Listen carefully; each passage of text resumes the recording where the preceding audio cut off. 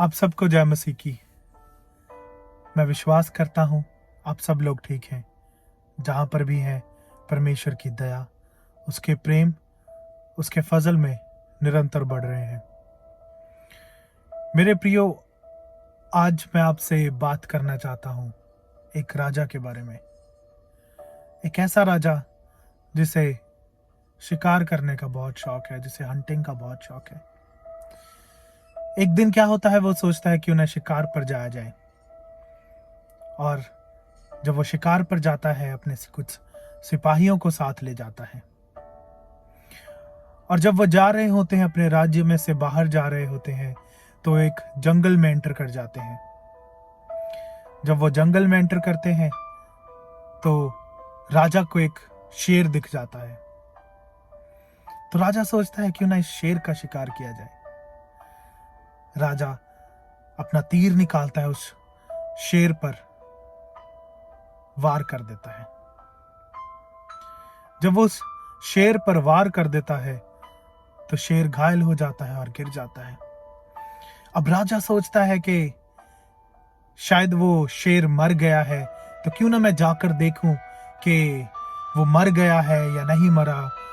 तो राजा उतरता है अपने घोड़े पर से, और जब वो शेर के पास जा रहा होता है, और जब उसके शरीर में से जो तीर उसने चलाया था वो निकाल रहा होता है, तो एकदम से क्या होता है कि शेर उठ जाता है और वो राजा पर एकदम से अपना हाथ मारता है, अपना पंजा मारता है, और राजा की जो एक फिंगर होती है, जो एक उंगली होती है, वो कट जाती है। जब ये सब कुछ हो रहा होता है, जब शेर हमला कर देता है राजा पर, तो जो राजा के साथ का जो सिपाही होता है, जो राजा के साथ आया होता है शिकार पर, वो एकदम से बड़ी फुर्ती से अपने घोड़े पर से उतरकर अपनी तलवार निकालकर शेर का गला काट देता है। जब वो गला काट देता है तो वो राजा की ओर देखता है, और राजा दर्द से बहुत करा रहा होता है और बहुत दर्द में होता है। और राजा कहता है कि अगर परमेश्वर अच्छा होता तो मेरी उंगली कभी ना कटती। वो सिपाही राजा की ओर देखता है और कहता है, मेरे राजा, परमेश्वर ने तेरे साथ भलाई ही की है। वो राजा सिपाही की ओर देखता, उसे बहुत गुस्सा आता है, वो बहुत दर्द में होता है। और जब ये सिपाही की बात सुनता है तो राजा को और गुस्सा आ जाता है। वो कहता है, अगर मैं आज तुझे 10 साल के लिए बंदी गृह में डाल दूं, तो क्या इसमें भी परमेश्वर की भलाई है? सिपाही राजा की ओर मुड़कर देखता है, वो कहता है, हाँ, इसमें भी परमेश्वर की भलाई है। राजा को और गुस्सा आ जाता है उसका जवाब सुनकर। राजा जो उसके 7 सिपाही होते हैं उनको कहता है, इसे पकड़ो और इसे बंदी गृह में डाल दो 10 साल के लिए। वो उसे बंदी गृह में डाल देते हैं 10 साल के लिए। अरसा बीत जाता है, राजा ठीक हो जाता है, भला चंगा हो जाता है, इस वाक्य को भूल जाता है। अब राजा फिर से शिकार पर जाता है, और जब वो शिकार पर जा रहा है, उसके सिपाही उसके साथ हैं। तो वो अपने जब राज्य से निकलते हैं तो और आगे जाते जाते वो क्या होता है, एक आदिवासी जो इलाका है उसमें घुस जाते हैं। जो आदिवासी इलाका है वो आहिस्ता आहिस्ता, जो क्या होते हैं, वो जो आदिवासी होते हैं वो बहुत क्रूअल होते हैं, वो बहुत ही हार्श होते हैं। वो राजा के सिपाहियों को आहिस्ता आहिस्ता मारना शुरू कर देते हैं, और जो बच जाते हैं उन्हें पकड़कर बंदी बना लेते हैं। वो जो आदिवासी होते हैं वो उनके जो भगवान होते हैं उनको बलि देते हैं। और जब वो उनकी जो ये परंपरा होती है इस बलि को देने की, वो क्या करते हैं, जो राजा के जो सिपाही उन्होंने, और राजा उनको जो उन्होंने जो जिसे बंदी बनाया हुआ है, वो आहिस्ता आहिस्ता बलियां देनी शुरू कर देते हैं।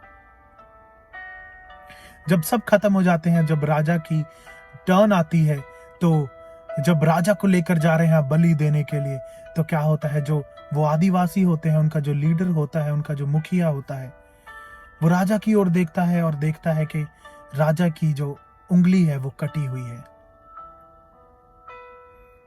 अब आदिवासी का जो वो वो जो मुखिया है वो अपने लोगों को कहता है हम इसकी बलि नहीं दे सकते। वो कहते हैं हम इसकी बलि क्यों नहीं दे सकते। वो कहते हैं जो आदिवासी है, वो जो लीडर है वो कहता है हम इसकी बलि नहीं दे सकते क्योंकि इसकी जो क्या है, ये एक उंगली कटी हुई है और ये अशुद्ध है, तो ये हमारे जो देवता हैं, जो हमारे गॉड्स हैं, इन्हें पसंद नहीं आएगा। तो वो राजा को छोड़ देते हैं। मेरे प्रियो, राजा बहुत खुश होता है, भागकर अपने राज्य वापस आता है, अपने सिपाहियों को, अपने मंत्रियों को कहता है जो वो सिपाही जिसे मैंने 10 साल के लिए बंदी गृह में डाल दिया उसे छोड़ दो और उसे मेरे पास लेकर आओ। जब वो उस सिपाही को राजा के पास लेकर आते हैं तो राजा उसे सारी बात बताता है और राजा उसे कहता है सचमुच परमेश्वर ने भलाई ही उत्पन्न की है। अगर आज मेरी ये उंगली, ये मेरी फिंगर ना कटी होती तो आज मुझे भी वो बलि चढ़ा देते। वो सिपाही ये सुनकर बहुत खुश होता है। वो कहता है हाँ राजा, परमेश्वर ने तेरे लिए भलाई उत्पन्न की है।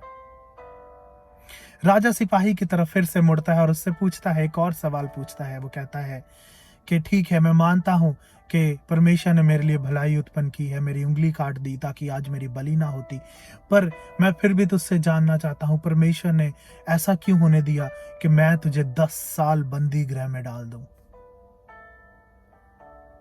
सिपाही राजा से कहता है, हे राजा, परमेश्वर ने इसमें मेरे लिए भी भलाई उत्पन्न की है। वो कहता है राजा सोच, अगर आज तू मुझे बंदी गृह में ना डालता तो मैं भी तेरे साथ शिकार के लिए जाता, और अगर मैं तेरे साथ शिकार के लिए जाता तो मेरी भी वो बलि चढ़ा देते। इसलिए इस बात को करके परमेश्वर ने मेरे लिए भी भलाई उत्पन्न की है और मुझे मेरी जान को बचाया है। मेरे प्रियो, आज मैं आपसे कहना चाहता हूं, यूहन्ना उसका 13वां अध्याय उसकी 7वीं आयत, वो कहता है, यीशु मसीह शमौन पतरस को जब उनके पांव धो रहा होता है, वो शमौन पतरस से कह रहा है कि तू मेरे पांव क्यों धोता है। यीशु मसीह उसे जवाब देता है, जो मैं करता हूं तू अब नहीं समझेगा पर बाद में समझेगा।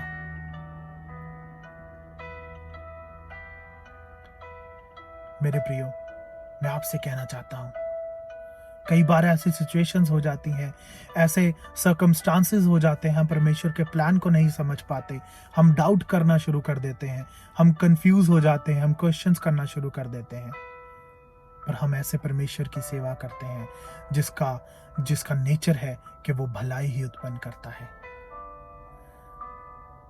मेरे प्रियो, मैं आपसे एक बात कहना चाहता हूं, we are not called to understand, we are called to have faith. हम इसलिए बुलाए गए हैं कि हम विश्वास रखें। अगर आज मैं किसी से भी बात कर रहा हूं, मेरे प्रियो, मैं आपसे ये कहना चाहता हूं, ये जरूरी नहीं है कि हम हर एक बात परमेश्वर की समझें, पर हम ये जरूरी है कि हम विश्वास रखें। चाहे वो हार्डशिप्स हैं, चाहे वो ब्लेसिंग्स हैं, God has everything in control. परमेश्वर आपको बहुत बरकत दे।